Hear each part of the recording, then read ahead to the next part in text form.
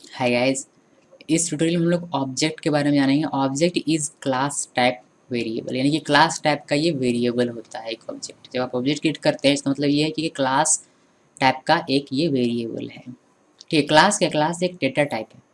उसका जब हम लोग एक वेरिएबल क्रिएट करेंगे, ऑब्जेक्ट क्रिएट करेंगे, तो वो एक वेरिएबल कहलाएगा क्लास टाइप का। Okay, each time you create an object of a class, a copy of each instance variable defined in the class is created. In other words, you can say that each object of a class has its own copy of data members defined in the class. Member functions have only one copy and shared by all the objects of that class. All the objects may have their own value of instance variable. इसका meaning क्या होता है कि मैं आपको थोड़ी देर में बताऊंगा। ठीक है, ये डेफिनेशन है ऑब्जेक्ट का, इतना याद रखिएगा। बाकी मैं आपको एग्जाम्पल के थ्रू समझाऊंगा तो ये डेफिनेशन आपको ज़्यादा अच्छे तरीके से समझ में आएगा। उससे आगे बढ़ते हैं। एक जब हम लोग इसमें ऑब्जेक्ट क्रिएट करते हैं तो हमें एक कीवर्ड न्यू की आवश्यकता पड़ती है। C++ जिन लोगों ने पढ़ा है वो लोग जानते होंगे कि क्लास क्रिएट करने के बाद जब हम लोग उसका ऑब्जेक्ट बनाते हैं तो हम लिखते हैं क्लास नेम और ऑब्जेक्ट नेम, ऑब्जेक्ट क्रिएट हो गया। लेकिन यहाँ वैसा नहीं है। यहाँ आपको डायनेमिकली हर ऑब्जेक्ट का मेमोरी एलोकेशन करना पड़ता है, इसीलिए हम लोग न्यू ऑपरेटर का यूज़ करते हैं। ओके, ये जावा प्रोग्रामिंग में ये रूल है कि आप ऑब्जेक्ट क्रिएट करते हैं तो न्यू कीवर्ड के साथ करेंगे, यानी कि न्यू ऑपरेटर का यूज़ करके ही आप जावा के ऑपरेटर को क्रिएट कर सकते हैं, जावा के ऑब्जेक्ट को क्रिएट कर सकते हैं। ओके, सो न्यू ऑपरेटर क्या है? The new operator in Java dynamically allocates memory for an object, returns a reference to object and binds the reference with the object. Here reference to object means address of object. So it is essential in Java that all the objects must be dynamically allocated. Okay, लेकिन करेंगे कैसे ये हम लोग थोड़ी देर में भी देखेंगे। क्रिएटिंग ऑब्जेक्ट, यानी कि ऑब्जेक्ट को क्रिएट कैसे करेंगे। तो डेफिनेशन था पिछले जो स्लाइड में हम लोगों ने देखा, वो डेफिनेशन था ऑब्जेक्ट का और न्यू ऑपरेटर का।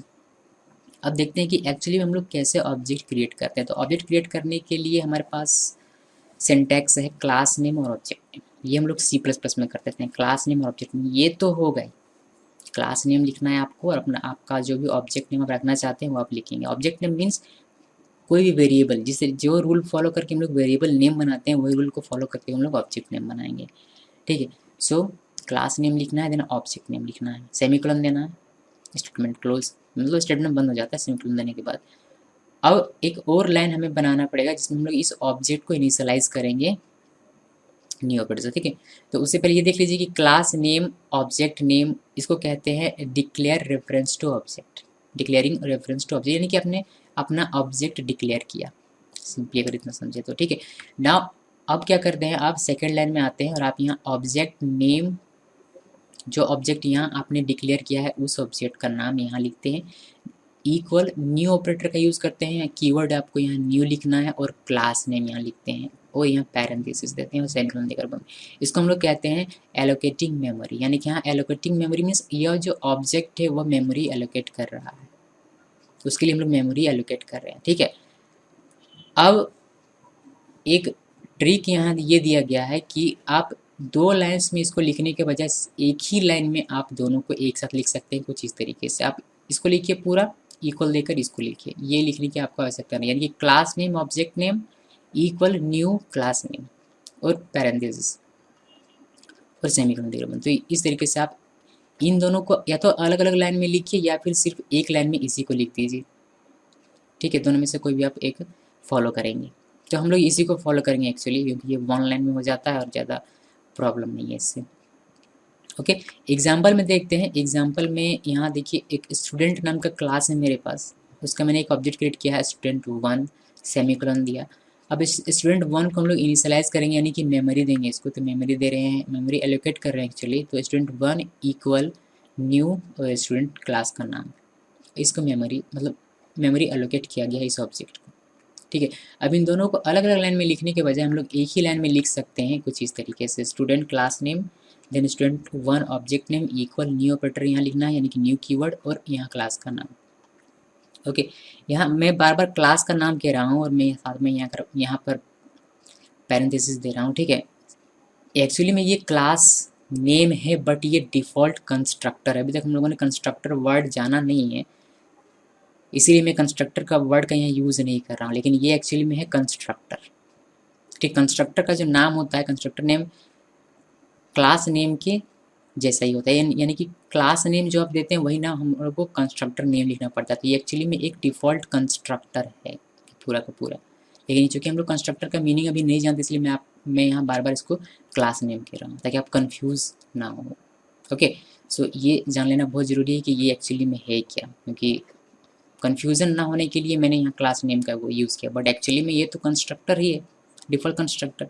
सो आप एग्ज़ाम में तो कंस्ट्रक्टर लिखेंगे, क्लास नेम तो लिखेंगे नहीं। ओके, सो इस बात की जानकारी होनी बहुत ही ज़रूरी थी। सो इस तरीके से आप ऑब्जेक्ट क्रिएट कर सकते हैं। ओके ना, इस ऑब्जेक्ट को क्रिएट कहाँ करना है, इस ऑब्जेक्ट को क्रिएट करेंगे आप मेन क्लास के अंदर। अब थोड़ा और आगे बढ़ते हैं और accessing class member using object. Object का यूज़ करके आप अपने क्लास मेंबर को कैसे एक्सेस करते हैं उसके बारे में देखते हैं। हम लोग डॉट ऑपरेटर का यूज़ करेंगे। डॉट ऑपरेटर का यूज़ करके हम लोग अपने क्लास के मेंबर को एक्सेस कर सकते हैं। Class member means instance variable या फिर मेथड। जैसे कि यहाँ इंस्टेंस वेरिएबल को हम लोग इनिशियलाइज करना चाहते हैं तो हम लोग इनिशियलाइज कर सकते हैं ऑब्जेक्ट नेम, आपका जो भी ऑब्जेक्ट नेम है, डॉट ऑपरेटर का यूज़ करना है, यानी कि डॉट देना है, वेरिएबल नेम जो आपका वेरिएबल नेम होगा और उस इक्वल साइन देकर आप उसका वैल्यू लिख सकते हैं। जैसे कि एग्जांपल में स्टूडेंट 1 मेरे ऑब्जेक्ट का नाम था, रोल मेरा एक इंस्टेंस वेरिएबल था जो कि इंटीजर डेटा टाइप का होगा। यहाँ डॉट ऑपरेटर का यूज़ करके मैंने लिखा हुआ इसको वैल्यू दिया इस रोल को 101। ओके ना, एक सेकंड एग्जांपल देखते हैं जिसमें मेथड को मैं एक्सेस कर रहा हूँ। तो मेथड को एक्सेस कर रहे हैं मतलब यहाँ हम लोग इस ऑब्जेक्ट के थ्रू इस फंक्शन को कॉल कर रहे हैं, अगर C++ की भाषा में कहें तो। ओके, सो इस मेथड को हम लोग कॉल कर रहे हैं ऑब्जेक्ट नेम के थ्रू। तो ऑब्जेक्ट नेम लिखना है, देन डॉट ऑपरेटर का यूज़ करना है, फिर मेथड का नाम लिखकर पैरेंथेसिस लिखना है। ठीक है, जैसे कि एग्जांपल में स्टूडेंट 1 डॉट डिस्प और पैरेंथेसिस, यहाँ सेमीकोलन, यहाँ भी सेमीकोलन होना चाहिए था। ठीक है, नाउ नेक्स्ट देखते हैं एक और एग्जांपल जिसमें पैरामीटर लिस्ट होगा। तो object name dot method name और बिटवीन पैरेंथेसिस आप पैरामीटर लिस्ट देंगे, फिर पैरामीटर जो भी आप पास कर रहे हैं वह लिखेंगे। ठीक है, एग्जांपल स्टूडेंट 1 मेरा ऑब्जेक्ट का नाम है डॉट टोटल और ये मैं पैरामीटर क्या पास कर रहा हूँ 45 एंड 55। ओके, सो ये है ऑब्जेक्ट और आई थिंक इतना ही है फिलहाल के लिए भी ऑब्जेक्ट में। तो आगे की वीडियो में यानी कि नेक्स्ट वीडियो में आई थिंक कि हम लोग इतना सीख चुके हैं कि अब हम लोग प्रैक्टिकल में वर्क कर सकते हैं। सो मैं आपको बताऊंगा कि किस तरीके से आप एक सिंपल सा क्लास क्रिएट करेंगे और एक मेन क्लास क्रिएट करेंगे और दोनों ही क्लास का यूज़ करके आप एक प्रोग्राम बनाएंगे।